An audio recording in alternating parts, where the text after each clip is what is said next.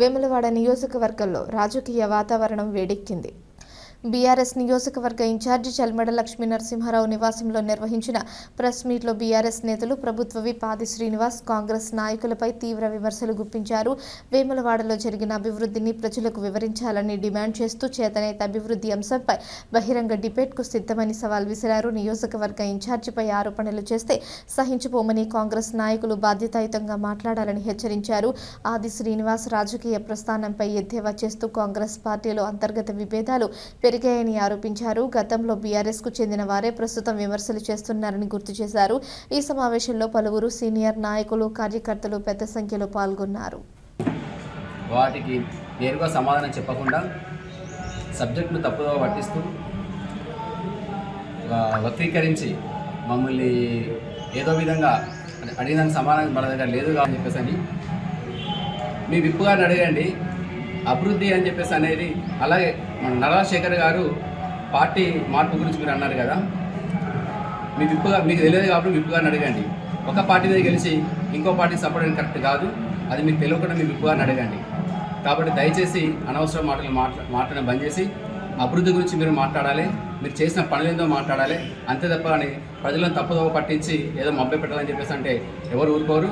రానున్న రోజుల్లో ప్రజలు ఖచ్చితంగా అన్ని గమనిస్తున్నారు కాబట్టి బీఆర్ఎస్ పార్టీ వైపు ప్రజలు ఉన్నారని మన ఎన్నికలు కూడా స్పష్టమైపోయింది.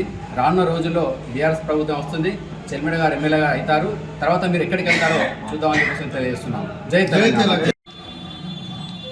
మొన్నటి రోజున గౌరవ బీఆర్ఎస్ నియోజకవర్గ ఇన్ఛార్జ్ చెల్మిడ గారు మరి మొన్న జరిగినటువంటి మున్సిపల్ ఎన్నికల్లో ప్రజలు ఏదేమైనా తీర్పిచ్చారు, ఏ పార్టీకి స్పష్టమైన మెజార్టీ ఇవ్వలేదు.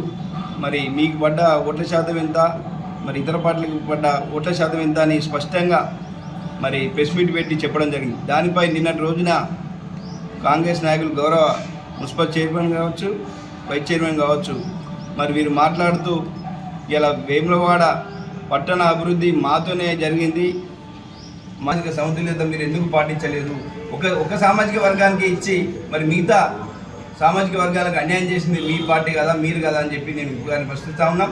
అదేవిధంగా మీ నాయకులు మీరు మీ వీపు మీకు కనబడదు, మరి ఎవరెవరికి మీ పార్టీలో మీ నాయకులు ఎంతమంది మోసం చేసిరో వాళ్ళు గుసగుసలు పెడతా ఉన్నారు. మా గురించి మాట్లాడే ముందు కూడా మీ పార్టీలో ఏం జరుగుతుందో కూడా మీరు తెలుసుకోవాలని చెప్పి మేము విజ్ఞప్తి చేస్తూ ఉన్నాం. మీరు అభివృద్ధిలో పోటీ పడాలని చెప్పి కూడా డిమాండ్ చేస్తూ మా పార్టీపై కానీ మేము చేసిన అభివృద్ధిపై కానీ ఏదో ప్రజలను ప్రలోభ పెట్టాలనే చిలిపి ప్రయత్నాలు చేస్తే మాత్రం సహించలేదు. లేదు కాబట్టి ఇంకోసారైనా వాస్తవాలు తెలుసుకొని మాట్లాడండి, అభివృద్ధిపై పోటీ పడాలని చెప్పి కాంగ్రెస్ నాయకులు హితవు పలుకుతా ఉన్నాం. జై తెలంగాణ.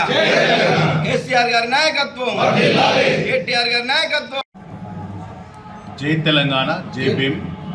మరి నిన్నటి రోజున కాంగ్రెస్ కార్యకర్తలు, నాయకులు మరి బీఆర్ఎస్ పార్టీ పైన చేసినటువంటి ఆరోపణలపై మరి ఈరోజు ఈ ప్రెస్ మీట్కి వచ్చేసినటువంటి నాయకులందరికీ ధన్యవాదాలు.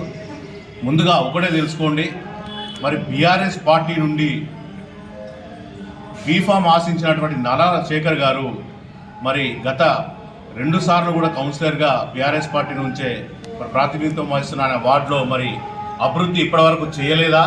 అవగాహనతో మాట్లాడండి, అండర్ కాన్స్టిట్యూషన్లో మాట్లాడండి. బఫర్ లాంగ్వేజ్ కానీ బఫర్ మాటలు కానీ మాట్లాడి ప్రజలను మోసం చేసే విధంగా మీరు ఉండొద్దని కోరుకుంటూ మీ అభివృద్ధిని స్వాగతిస్తాం. మీ అభివృద్ధి చేసి చూపించండి.